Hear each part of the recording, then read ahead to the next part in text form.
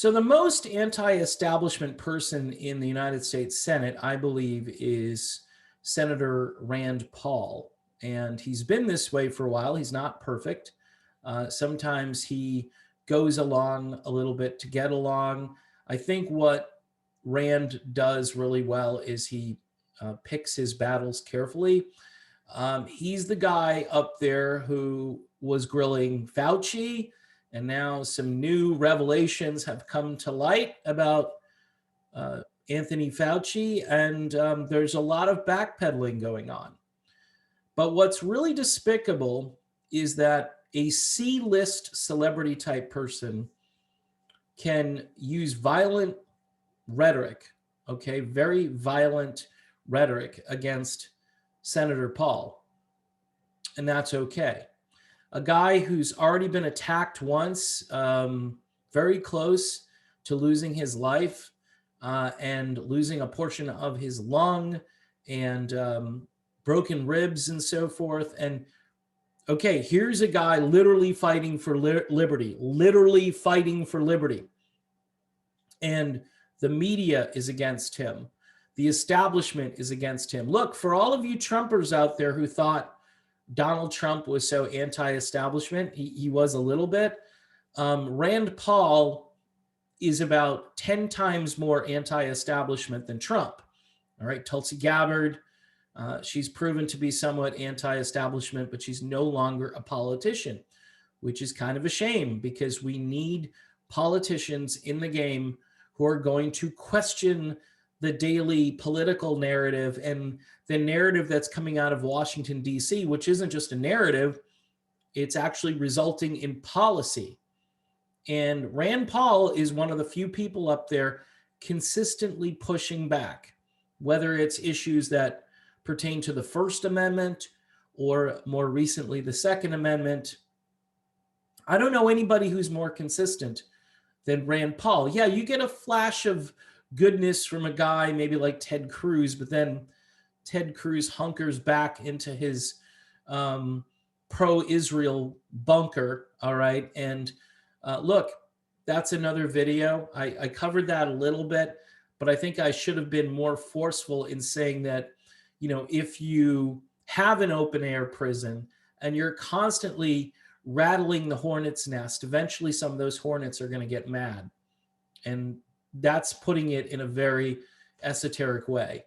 The point is, Rand Paul is constantly on the side of liberty, and people don't like the term America First, but some of those policies are far more America First than anything that was proposed during Trump. Pulling troops home, for instance, is very America First.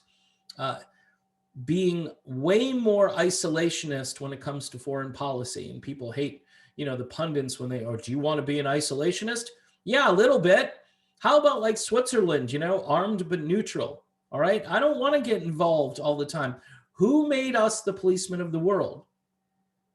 And if it's this whole idea of manifest destiny, it ain't working. People need to be able to freely associate and freely govern, even if we sit back and we go, wow, that's a bad government. That's a bad government. And you know what we need to do? We need to be a better government so people here can be charitable and do it on an individual basis, maybe do it in a regional way, but don't just hijack tax dollars to go to foreign countries that, by the way, in some cases like Israel, can fend for themselves and take care of themselves. And that's what we ought to be saying. Well, why do they need our help? Why? Because our weapons manufacturers need a market, and Israel is a great market for our stuff. Our stuff, by the way, you can find pretty much all over the world. And anytime there's a conflict, it was most likely weapons that were used, or I'm sorry, bought from the United States that were used in conflicts. And that's not a badge of honor to pick up a weapon and see where it was made and just think to yourself, wow, the United States is, you know, even though it's private enterprise, private company, think of it this way. It's not private, all right? For hardcore libertarian types, it's not private if they're in bed with the government. and they're getting special no bid contracts and so forth from the federal government, and basically just another arm. And they have guys on their board who sit basically in the halls of power in DC and help make those decisions. Will this decision benefit the American people? No, but it will keep the war machine alive. And they'll rationalize and say, well, it's jobs for Americans, who produce these things. It's a war-based economy and it's immoral. How's that? It's immoral. Make ethanol, for crying out loud. There's other things that we could do. I don't know why I said ethanol, but I mean, I'm just saying right now we should be energy independent. And that's another thing. We're buying foreign oil again. And see, so there is a difference between Trump and Biden, but there's also a difference between Trump and a guy like Rand Paul. Rand Paul has most of his ducks in a row. Again, I'm not saying he's perfect. I'm sure, if he could do more, he would do more. He's the only guy up there in the Senate that truly opposes war. All right? Truly opposes war. Now, from the progressive end of things, you'll hear some anti-war sentiment, but those people are mostly promoting authoritarianism. So it washes, it cancels itself out. It's not the same as a purely libertarian, mind your own business perspective, which this country, if you look at the people in this country can't mind their own business, for crying out loud. That's why they look at libertarians as weirdos, Really? You just want to freely associate? You don't want to, we can't get into your business and know what you're doing? No. See, and it reflects like the surveillance state and posting your vaccination status is a new fun thing to do apparently, and people are doing it, and I'm just looking at it going, whatever happened to the right to privacy? Whatever happened to not disclosing? This is a culture that has been raised now for 20 something years, taking pictures of your food when you go to a restaurant or showing people online what you just baked in the oven. All right. It's very narcissistic. It's very everything. Look at me. Look at me. In the old days, people led private lives. They had friends who they would share things with. And now everybody is all about just, sharing and disclosing, and they want to know your business. They're online talking about you and your family and so forth. And that's not a way forward for a culture, but it's where we're going. And look, my original premise about Rand Paul, he's not perfect, but guess what? He's way better than most. And for people in the media to be destroying this guy because he doesn't go along with anyone's agenda. He's not a typical Republican, and he's certainly not a progressive, right? But he is for some of those things, like say, hey, let's do some criminal justice reform. I wrote the bill that would have helped these people that may be unfairly targeted, or at least it protects them equally versus law enforcement. But guess what?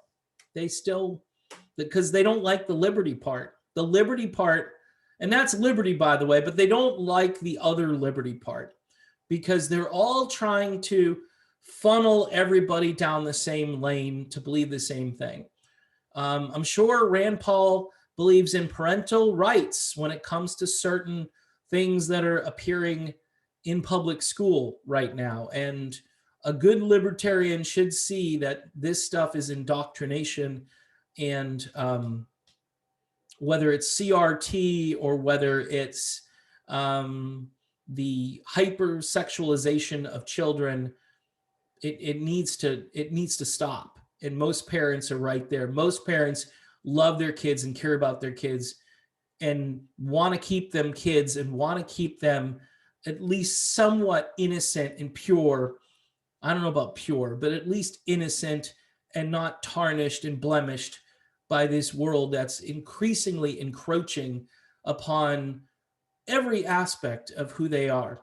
And they're just training good little minions for the future. those people who can bow down and worship the state rather than God, or just be good people. I know there are a lot of atheist people out there that are decent people. I have friends who are atheists, and I'm not sure where they get the moral code from, but I think they do take, from philosophy and from other things that you can at least get something from. But, if you're not answering to any higher authority, then I think you're kind of free to roam and do things that you want to do, and some destructive things. And again, libertarianism allows for that, obviously. Like I tell people, yes, it's a philosophy. It allows you to have the freedom to be stupid. All right. And it also allows you the freedom to choose your own destiny. I mean, if you want to smoke cigarettes until you have emphysema and so forth, that was you. That's on you. And clearly there are some things, even the Bible says all things are okay to do, but some things are not good to do, so that's freedom. And that's the kind of freedom I want for everybody in this country. I know there are a lot of busybodies in this world that think that they know best, especially after 2020, and they've been told one thing the entire year, and that one thing is demonstrably untrue. It's demonstrably untrue. And but yet people want to still do it. Guess what? You have the freedom to do it, but I have the freedom to reject what you're doing and to tell others the dangers of what you're doing. So let's get that straight. And nobody is doing that more up on Capitol Hill. Nobody is doing it more than Rand Paul. I mean, Thomas Massie does a good job as a congressperson, but there are few and far between. And that's maybe why we do need the libertarians. Maybe we do need the Libertarian Party, but it's got to be a ground up, bottom up thing where you elect state representatives, you elect members to the school board and to the town council and the county board, or whatever it is that you have, whatever power structure that you have locally, that's where things need to start. And yeah, you can write op-eds, you can blog, you can tweet, be an influencer somehow, but this is how it's going to start. And you got to be serious. You got to have a follow through. You can't just check swing all the time. You've got to, throw that bat at that ball and try to hit it. Even if you foul tip it or miss it a couple of times, keep attempting, because if you don't, the state is just going to continue to encroach upon your liberties, upon your kids' well-being and so forth. This is a battle really to kind of like save humanity. I know that sounds a little bit traumatic, but it's true. It's true. You can sit by the sideline or you can get in the game. Even if, your health isn't all that good and you want to participate, there are things you can do. There are definitely influencer type things that you can do. And tell you what, one thing about people is they're easily led. And if you present an argument that just blows them away, they have no choice but to listen and maybe adjust their own voting or their own lifestyle or whatever it is that you're trying to influence. So anyway, Rand Paul, he's kind of, he's a hero. He's one of my heroes. He's not perfect, but he's way better than most everybody there. So that's my video.